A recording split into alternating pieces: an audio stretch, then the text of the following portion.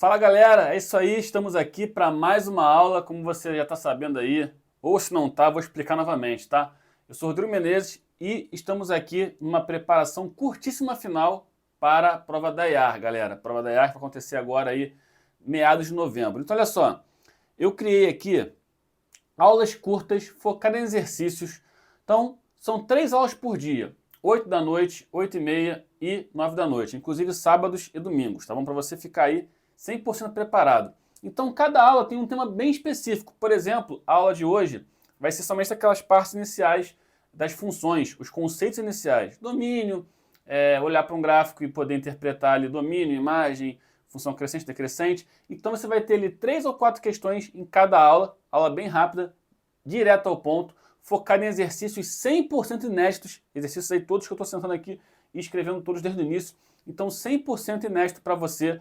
Então, cara, é uma super preparação para a prova da IAR. E com assuntos ali exatamente bem específicos. Vamos ter assunto, por exemplo, PA somente sobre o termo geral, depois PA somente sobre a soma dos termos, isso também para PG, números complexos só a parte de operações, números complexos só a parte de módulo, e assim por diante. Você vai ter aulas bem específicas, curtas, diretas ao ponto, tudo com exercícios aí 100% inéditos para você, tá bom? Vamos ver aqui o que nós temos já para a gente começar a brincar nesse ramo de questões. Olha aí, só essa parte de conceitos iniciais, certo? Então, vamos começar aí, que eu vou começar lendo essa nossa primeira questão da listinha aí. Então, olha só. Sendo f de x igual a raiz quarta de 3 menos 2x sobre a raiz cúbica de x mais 1, pode-se afirmar que o domínio da função f é domínio de f, x pertence aos reais, pontinho, pontinho. Então, vamos lá. O que a gente faz numa questão como essa? Galera, atenção sempre com raízes, né? Quando ela tem índice par, que é o nosso exemplo aqui. E quando tem índice ímpar, você teoricamente não tem preocupação. A preocupação aqui no índice ímpar é porque está na parte de baixo. Eu nunca posso ter o quê? Eu nunca posso ter uma divisão por zero, certo? E no caso da raiz de índice par, né? A raiz de índice que é par, o que eu preciso ter? Eu preciso ter, como ela está na parte de cima, eu preciso ter um valor maior ou igual a zero para isso, certo? Então, olha só, vamos lá. 3 menos 2x, por estar dentro de uma raiz de índice par, e essa raiz estar no numerador, precisa ser maior ou igual a zero. Aí é só trocar de lado, né? Atenção com os sinais. Menos 2x maior ou igual que menos 3. Lembrar que quando eu inverter aqui o sinal, eu inverto também a desigualdade. Então, 2x menor ou igual, que vai virar 3.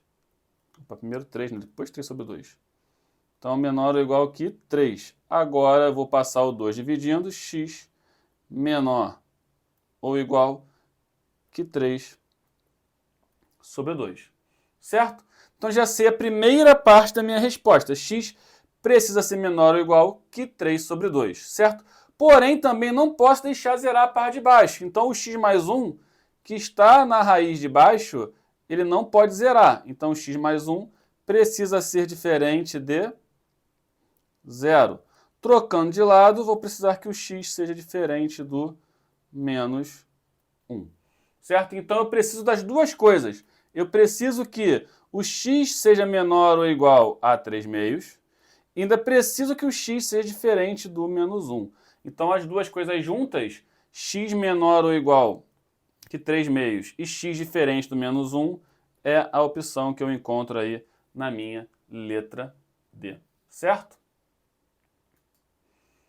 Então, viu aí? Bizu de questão que sempre aparece aí numa prova da IAR. Não adianta, questão que sempre costuma aparecer aí, vira e mexe, mexe e vira, certo? Então, se você tinha dúvida nesse quesito, cuidado com a raiz de índice par em geral, tá? Às vezes o cara quer ver a raiz cúbica e quer aplicar maior ou igual a zero, ou o cara vê uma raiz quarta, raiz oitava, raiz 12ª, ele fica meio doido, ele não sabe o que fazer. A regra é somente par ou ímpar, tá bom? Então a gente tem mais um exemplo aí, mais uma questão para a gente resolver. Então, olha aí.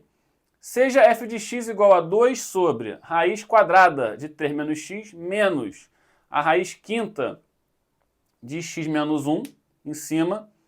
E eu vou ter também ali na parte de baixo, eu vou ter a raiz quarta de 3x mais 7, certo? Definida em seu domínio mais amplo. O que isso quer dizer? Que eu preciso verificar o máximo de valores, o máximo de números que podem fazer parte do domínio. Pode-se afirmar que o domínio da função f possui exatamente quantos aí? Números inteiros. Vamos ver. Como é que você trata quando tem... Poxa, eu não sei como é que eu trato quando tem frações se somando. Eu quero fazer MMC, eu quero fazer um monte de coisa. Ó. Pensa que isso é a função g, tá legal? Pensa que isso é uma função h, ok? No caso, a sua função f vai ser a subtração da função g pela função h, certo? Função f vai ser, então, a função g menos a função h. E a sua função f só existe se existirem ao mesmo tempo a função f, a função g e a função h. Então, o domínio da função f está totalmente dependente de quem? Da função g. Precisa existir a g, então domínio de g interseção com o domínio da h. Precisa existir as duas. As duas precisam existir, certo? Então eu vou fazer separadamente. Qual que é o domínio da função g? A função g, o que tem nela? Eu tenho a parte de baixo, uma raiz de índice par, então preciso garantir que seja positivo, mas também que não zere, porque está embaixo. Então 3 menos o x precisará ser maior que zero, não pode zerar. Menos x vai precisar ser maior que menos 3. Atenção devida ao sinal e a inverter a desigualdade, então x já precisa ser menor que 3. Se o x precisa ser menor que 3, esse é o domínio da função g. Agora vou partir para o domínio da minha função h. O que eu tenho na h? Eu tenho uma raiz de índice par na parte de baixo. Também não posso deixar zerar e tem que ser maior que zero. 3x mais 7 maior que zero. 3x maior que menos 7. X maior que menos 7 sobre 3. Uma fração, logicamente. E aí, pensa comigo aqui, ó.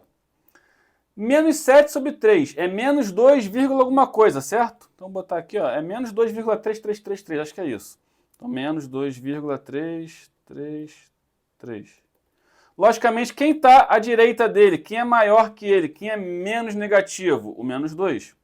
Então, eu tenho menos 2, eu tenho menos 1, eu tenho 0, eu tenho o 1 e eu tenho o 2. Certo? E aqui estava menor que 3, né? O 3 está aberto. Então, quantos são os valores inteiros que servem para mim? Eu tenho menos 2, menos 1, 0, 1 e 2. Então, eu tenho 5 possibilidades. Eu tenho 5 números inteiros. Então, essa daqui é a nossa letra B, então. Certo?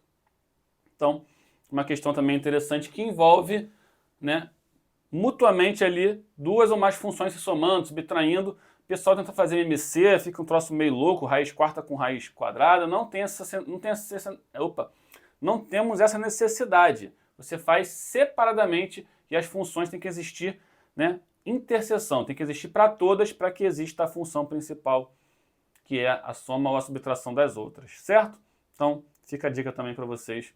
Quando aparece algo do tipo, o pessoal fica muito confuso, né? O pessoal fica muito confuso nesse tipo de questão muitas vezes, certo?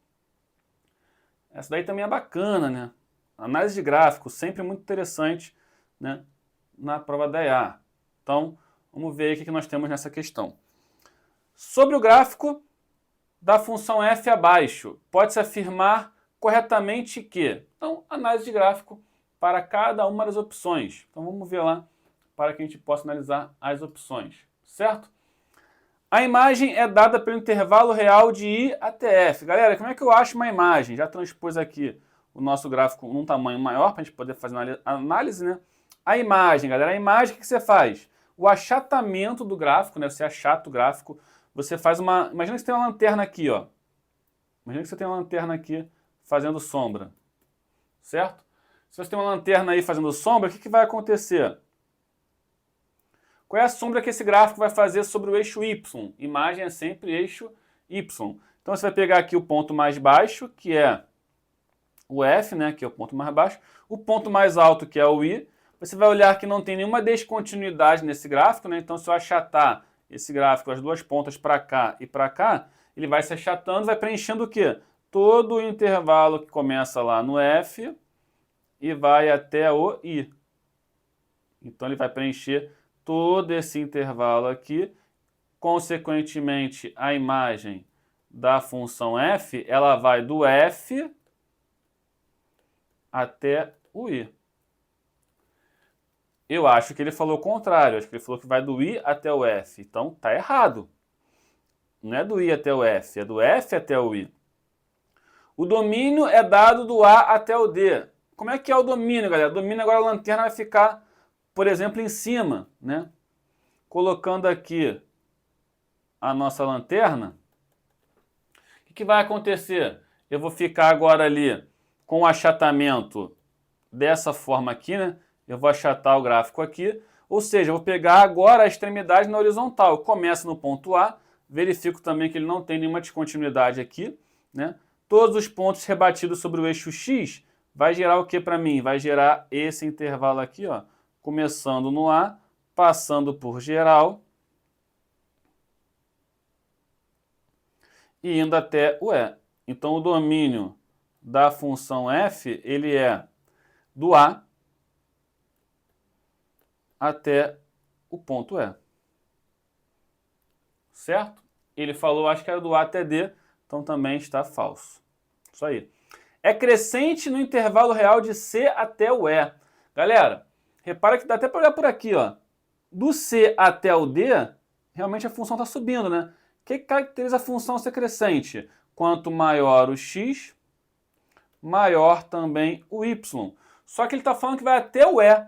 Repara que do D até o E, a função ela é o quê? Uma função constante, CTE, né? Constante. Ou seja, não dá para afirmar que ela é crescente ou decrescente nesse intervalo.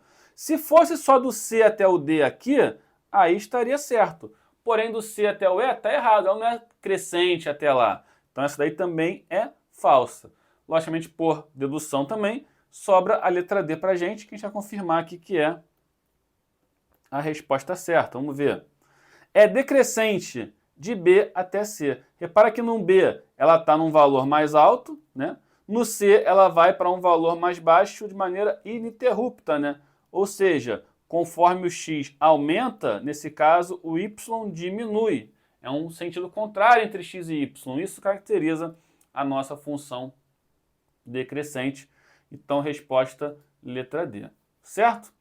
Então, galerinha, como eu falei, a intenção sempre de aulas muito certeiras, rápidas e com assuntos muito bem definidos. Então, essa foi a nossa primeira aula, 3 questõezinhas. Vamos para a próxima aula daqui a pouquinho. Você vai ter acesso aí às 8h30 ao nosso próximo ponto também de funções. Tudo de tudo será visto até a prova com questões 100% inéditas, tá bom? Então se inscreve no canal, não esquece também de curtir e compartilhar com os amigos também esse nosso vídeo aqui para você se dar bem na prova da EA. Ainda essa prova de novembro para você se dar bem, tá bom? Então aguardo vocês nos nossos próximos vídeos. Valeu!